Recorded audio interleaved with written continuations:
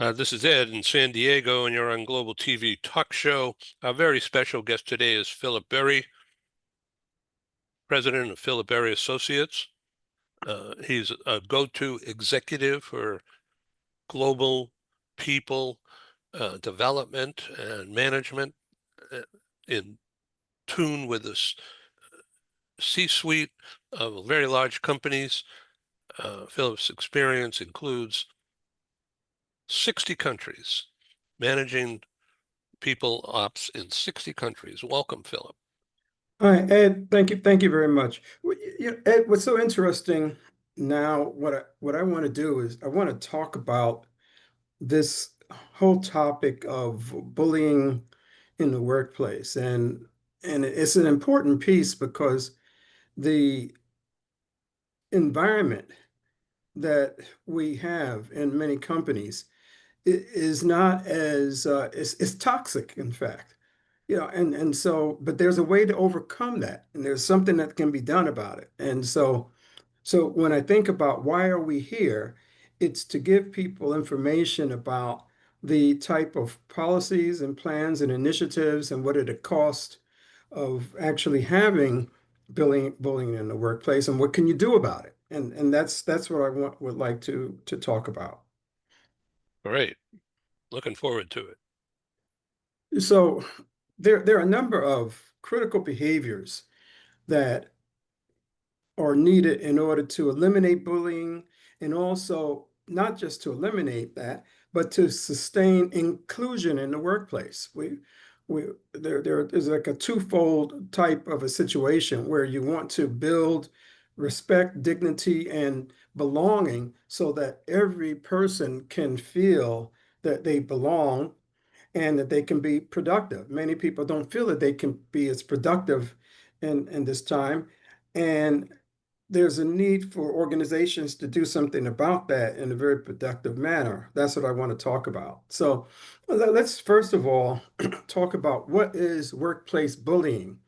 It really consists of what we call repeated pattern behaviors that are specifically geared to intimidate, humiliate, and really systematically isolate individuals in the organization. It's really more than just occasional conflicts or disagreements. There are always disagreements that people have, and that's part of the work environment. But it doesn't have to lead to a point where there's bullying that's in place. And some of the common forms of bullying are not even noticeable, but it includes verbal abuse, it includes social exclusion, moving people from who out of in a way not involving them the way you want them to be. It maybe also involves sabotage of work environment, people from one function to another actually sabotaging their work. And we talk a lot about the whole issue of macro and micro aggressions. And there are situations where you have persistent microaggressions, small things that happen. I mean, it doesn't always have to be a situation where people are jumping into your face and yelling down the hall or knocking your door down or something like that. But it's the small type of subtle things that occur that really undermine professional confidence. And people are often faced with these type of microaggressions every day. And they go home and people will say, well, how do you feel about your day today? And the person will say, I'm not sure, but it just wasn't good. It wasn't only my boss, it was my colleague. And I mean, and it's small things like that. And what happens is that when one looks at who was involved in this, um, employees experience 37% of the bullying that is going on. And they experience this all of the time. And also, what we have is a situation where those who are in authority, 72% of bullies hold some type of authority over others. And most of those individuals are individuals who occupy positions of power. Yeah, it doesn't mean that they're your boss or some, but it means that they have some type of authority, and that gives them a way to act differently with others in a way that diminishes the experience. It diminishes the confidence that people have in the workplace, and that's the type of it's that small type of just nibbling that occurs from one individual to another every day that makes people say at the end of the day, why should I work here? I should go somewhere else. And then people in different parts of authority or even in human resources, they say, well, why did this person leave? Well, it's because they were bullied, and it was in a very small manner, but they didn't weren't able to show it. They weren't able to talk about it. And that's what I want to do. I want to talk about the high cost of bullying has within the organization. So, for example, there are four things that I feel are very important when you look at it from this perspective. One is that the cost of bullying can really bring about a very toxic cultural impact because it decreases or it increases the stress that people have in an organization. And when it increases stress, then people wonder why there's a high incidence of people having um, visits to the employee assistance program. You know, it's a high incidence of people who are, there's absenteeism that drives. People are just taking off for whatever reasons, and people are wondering why is this occurring? Or there's turnover that occurs in a certain part of an organization and they don't know why.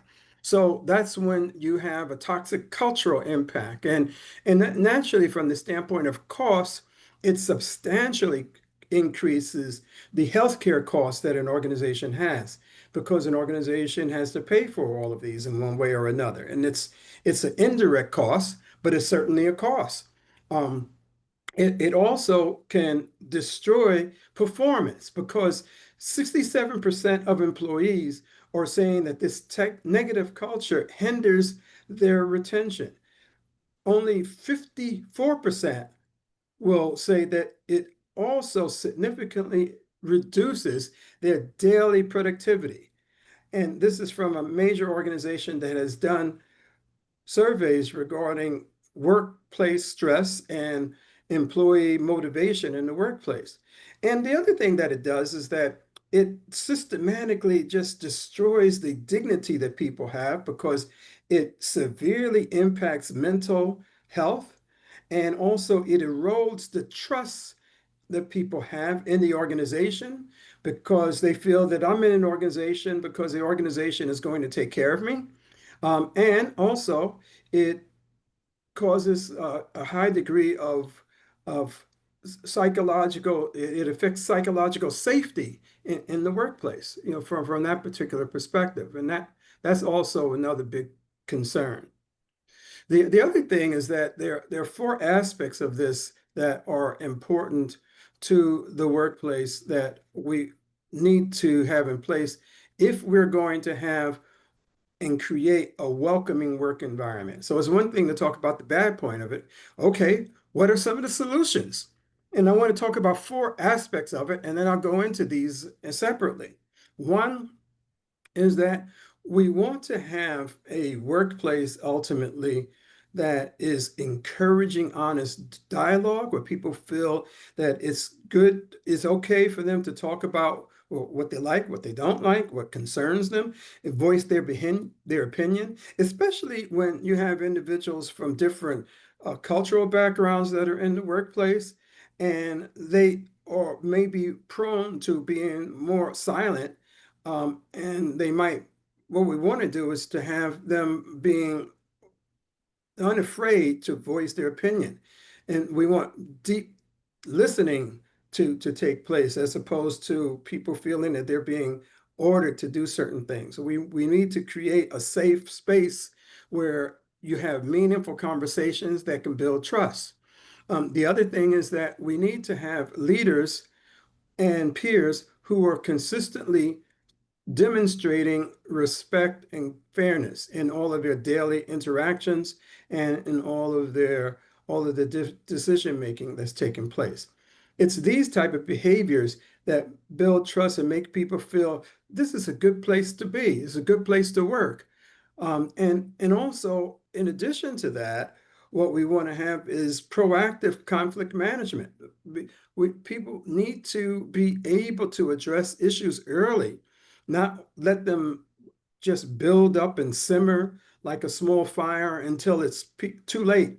And we need to be able to have individuals who can very constructively exhibit empathy for others who are in the workplace. And we need to have places in place where there's situations where we can have professional mediation and solution focused type of approaches.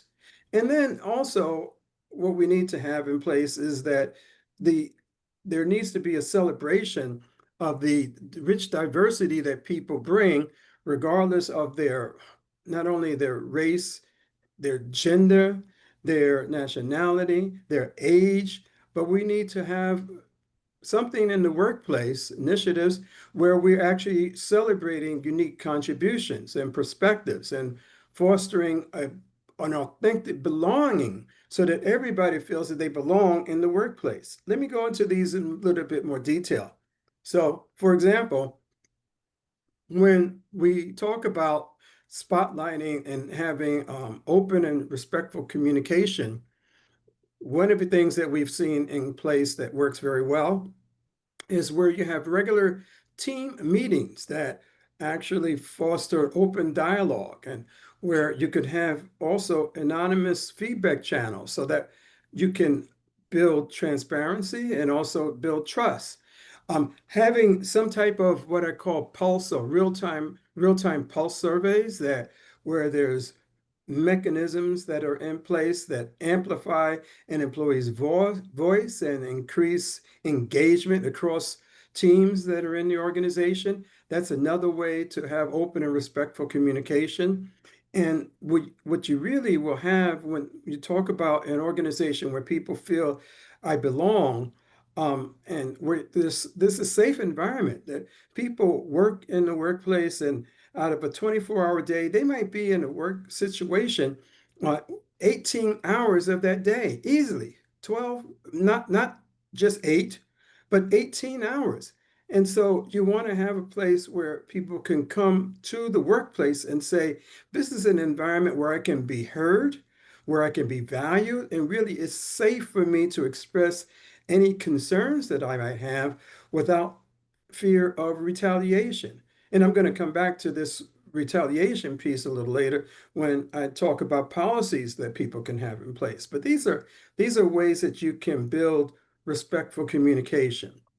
And the other thing that we've seen in place is the modeling of inclusive behavior, where leaders are able to provide a situation where they are walking the talk. They consistently set the tone for an organization because people look to the leaders to say, we're looking at you to tell us what we're doing well and what we aren't doing well and what can we do differently. And so that's why being able to have that type of communication and excellence that's demonstrated across the organization is really a good thing. And another piece that's really good about this is that having a situation where we have radical respect, what we call a radical respect approach. That is not only just modeling behavior, but also honoring the individuality that people have. And the individuality should be honored as opposed to rigid conformity. And Kim Scott, has a framework for talking about authentic workplace respect, which really talks about that and has people feel that they can be themselves. People want to be themselves and demonstrate who they are and what they're about in the workplace, as opposed to people demeaning who they are and demeaning what they bring. And also, we want to have fairness, encourage employees to treat everyone with respect and with fairness in the organization. Even if you disagree with individuals, being able to still disagree respectfully and to disagree in a way that promotes fairness. And we need to teach people how they can be inclusive even when they are disagreeing with others, as opposed to demeaning people. And if we can practice and have people practice these type of behaviors, it's all about behaviors. That's why we call this a behavior spotlight. People need to have your values, and what people say are their values. It comes about in the type of behavior that you exhibit or that you don't exhibit as you are relating to others. And then what we want to also have is sustainable initiatives that really embed inclusion in the workplace. There's so much talk that people have about, well, diversity, equity, and inclusion. Well, this is really where you're talking about embedding inclusion and having very clear, for example, anti-bullying policies. Having very explicit definitions about what is acceptable and what is unacceptable. Having transparent mechanisms for reporting, and also if individuals are not treating people well, then, well, what are the consequences for violations? And certainly it should be a situation where people are able to talk with others. They can get counseling, or they can get coaching. I remember the situation where there was an individual I was working with who was a senior person in an organization that I was working. And what I did with this person, I said that the person was bullying another person. You could always see that happening. Well, what I did was I told the person, if I have to walk down this hall again and talk to you about this, then there are going to be some type of repercussions. And the repercussions were a very strong counseling and coaching in the beginning. But if it occurred again, then the person would know that that would be a situation where I would have to write up the person, and I would go from an oral to a written warning, if it kept occurring. There have to be consequences for violations. We also have to have mandatory training in awareness. And the mandatory training and awareness should be for everybody who happens to be in an organization, not just the one person, but it needs to cover bullying prevention. We need to be able to talk about empathy development, and also what is bystander intervention. There was a great situation that occurred with an individual, group of people who were going to a Starbucks. And there was some bullying that was taking place in that Starbucks. And what happened was that there were some individuals who were there who said they're going to bring this to the awareness of management about these individuals being bullied. And they decided that they're not going to just be a bystander and watch what's happening. They are going to be more proactive in terms of addressing this in a very positive manner. And that resulted in a policy change, not only at that Starbucks, but in Starbucks across the country, where people were doing a number of radical approaches to show that they care and demonstrating that. We also need to have inclusion embedded in a way where there are reporting mechanisms that are in place so that people can be treated fairly in a timely manner, and where you can have investigations that take place that really protect all of the individuals and parties who are involved. One number of companies have taken on, and organizations have built in what they call these culture type of building events. And they had like Pink Shirt Day, just actively promoting kindness and solidarity and collective commitment to inclusion. And it doesn't mean that everybody had to have light pink, but it meant that they would do something different. They were going to demonstrate that day something that was an inclusive behavior that involved people, and the people, and it was like a physical demonstration of that through what we call a pink shirt day. And everybody, male or female, they wore wore pink shirts that particular day. The other spotlight that is good to have in terms of an initiative is to go beyond legal compliance, where you have policies that go far beyond just the legal definitions, but they are comprehensive in talking about harmful behaviors that impact psychological safety and well-being. And what you want to do in those situations also is talk about how can we build trust more? What can employees do differently so that way, when they see a behavior that constitutes bullying, they can have the confidence that they can go to an individual and they can, or to the managers, to the organization, not just to HR, because sometimes people may not even feel comfortable at the beginning talking to HR, but they can talk to their direct supervisors, and where they can do this and they know that what they have to say is going to be handled appropriately and seriously. And organizations need to be able to have zero tolerance, and through and policies, and show that they have this zero tolerance by having thoughtful accommodation, and that they are actively promoting mental health issues and creating balance in the workplace in a way that promotes social justice. That's how you get workplace justice in the workplace. The other thing that I wanted to spotlight here is training, and that having some type of training that helps employees. How do you know that a behavior, many people may not know, may not understand that. So having them participate in training where they can do role playing and understand what is this a behavior that's inclusive, or was it exclusive? Was this a micro inequity that was built in? People talk a lot about micro inequities, and micro inequities are ways that small, indirect type of subtle type of behaviors that are in the workplace.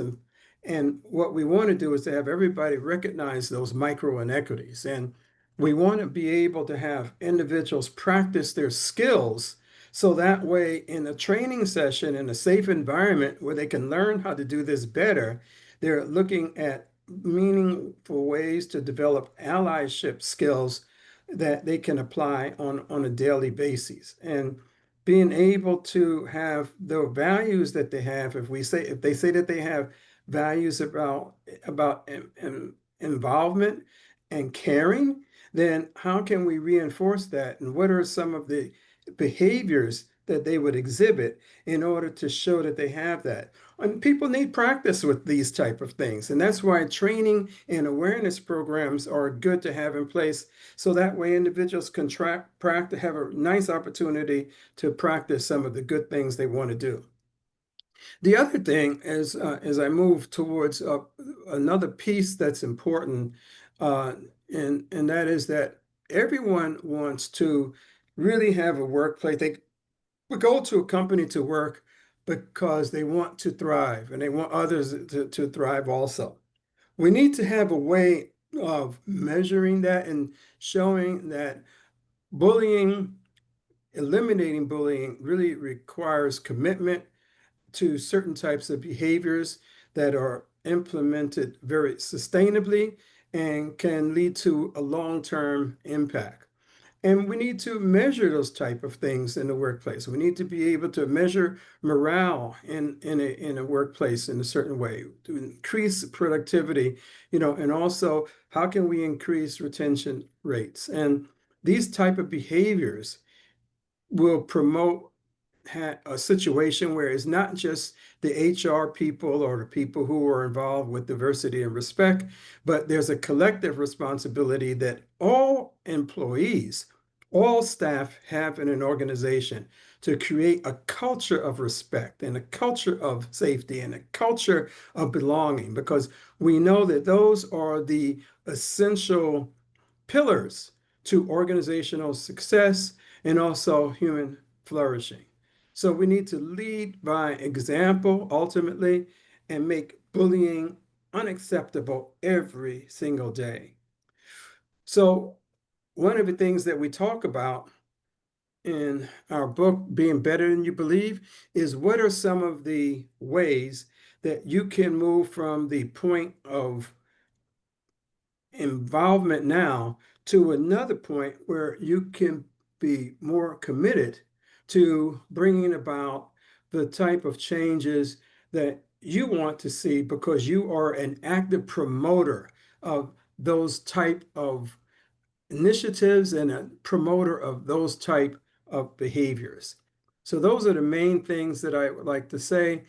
And there's certainly a way to keep in contact.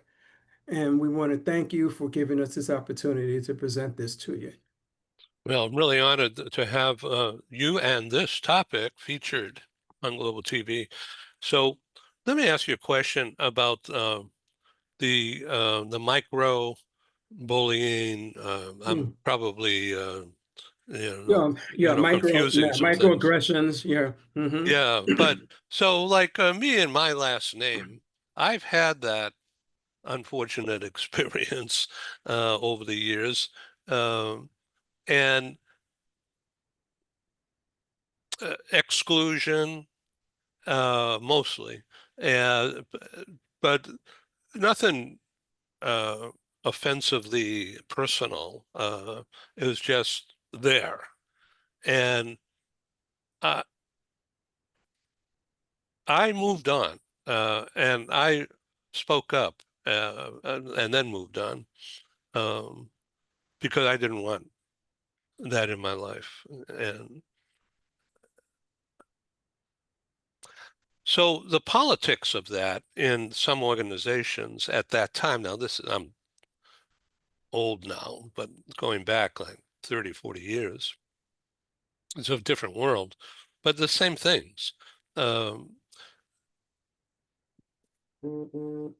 People who are committing that aggression, that bullying tactic, are putting down because of competition. They may make it as a wisecrack or something Hmm. sideways, but it's there. And, Hmm. and anyone else in the proximities, it it becomes part of the culture that I Yeah, found myself in. yeah. And It's boy, I hated that. what's so unfortunate about that the situation that you bring up, is where there are a number of people who experience microaggressions, and it's not always the macro pieces. What you're talking about are the small things, the subtle, type of insidious.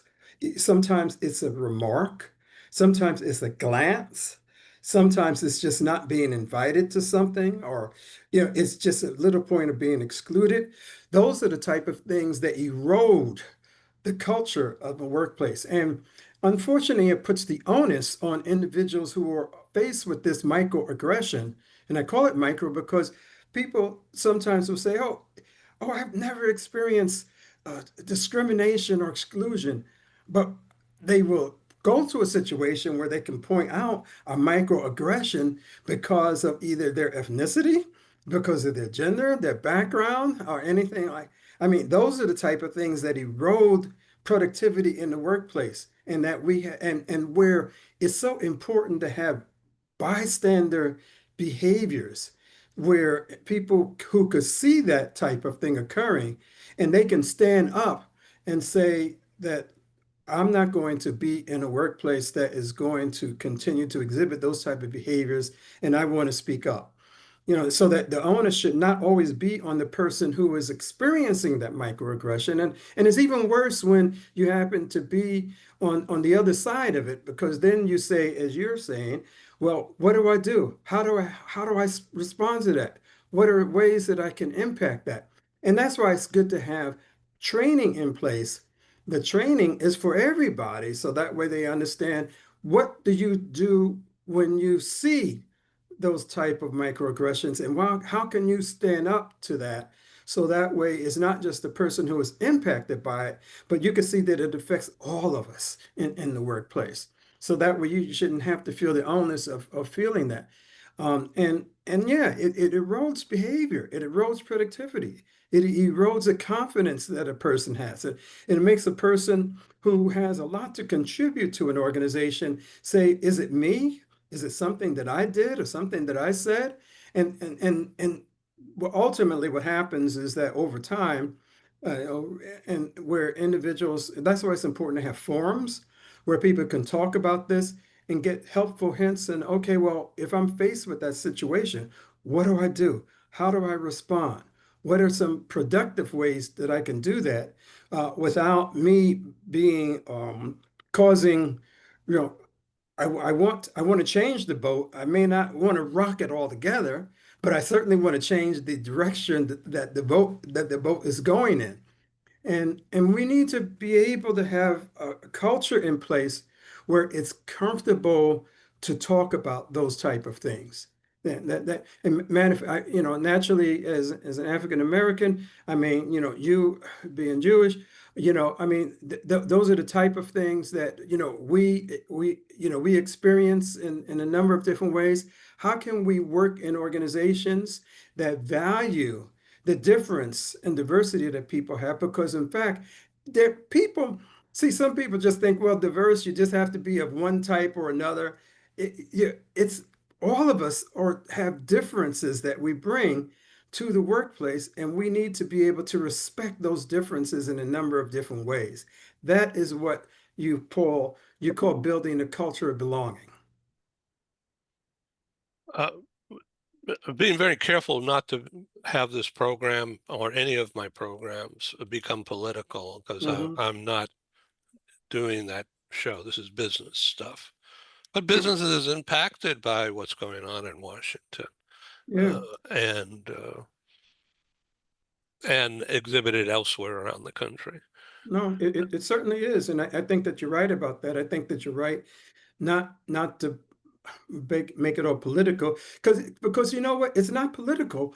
Ultimately, you know what it is, it's about how can we create an environment, not only in America but in other places, that are going to help an organization to be more productive as a workplace, that enable them to get the best performance out of employees.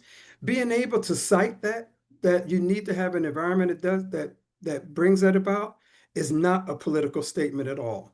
It's not. What you do through your seminars, is that you bring about a situation where people can talk about how we can all be better than we are, and how can we build a workplace.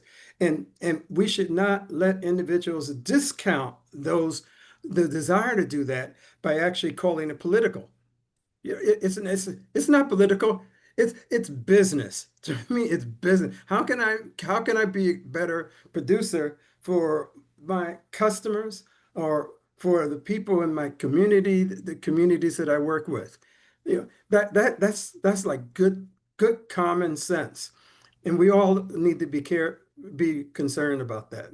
And where it's occurring in certain sectors, it's unfortunate, that we see it coming up in certain sectors. But that just means that in the workplace, we have a responsibility in the workplace, especially to build a culture of belonging and productivity and involvement that will make everybody feel very comfortable working there and producing on a day-to-day basis. So I call it the contravailing force. The contravailing force, when you see any particular environment and coming about in a certain way, wherever that might be coming from in the environment, but you in the workplace, we can build a culture that is going to be very positive. And I see that happening in a number of organizations today, in fact, and we need to have more of it, regardless of what's happening.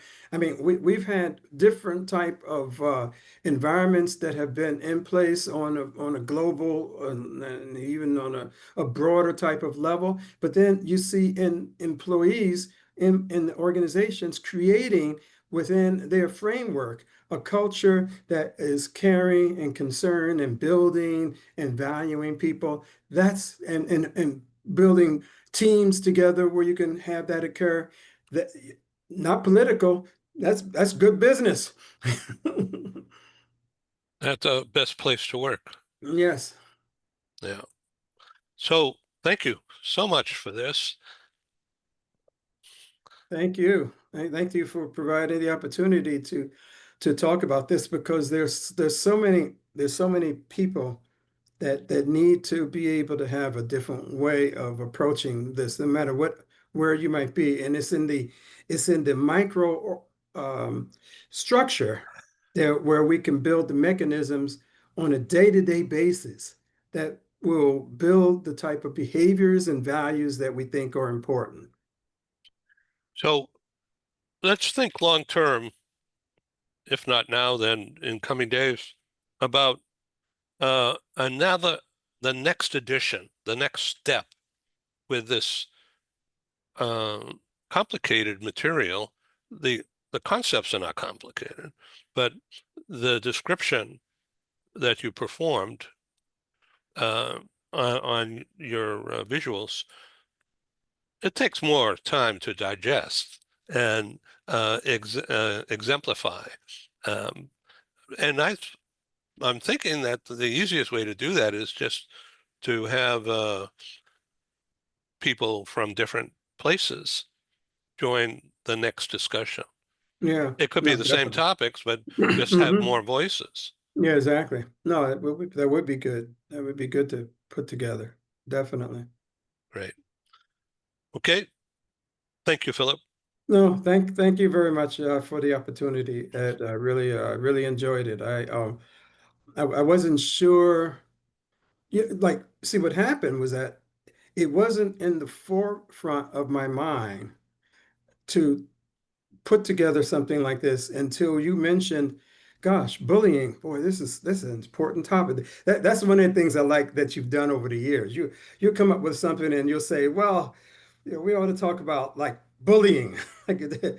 And so that got me thinking about that, or the session that we had a few weeks ago, another topic that we talked about. I mean, just having a few people who can come together and present some information on that. That's what helps us to come together. So Yeah, I'm going to send you a program I may have already distributed to you, but I'm going to bring it up again. It was recently produced, and the leader, my leader was Dublin-based Joseph McGuire. oh yeah, yeah, I Yeah, remember and him. it Yeah. was just a wonderful conversation. And so I'm going to send you that, Mm, and if I can easily reach out to him and say, come and join Philip hmm. and me and others in the next discussion. I know Ken Lloyd wanted to be with us, but there's family obligations this afternoon. Sure, Uh, no problem at all. yeah, No problem at all. And I'll uh, be glad to do this session again too, if right. required.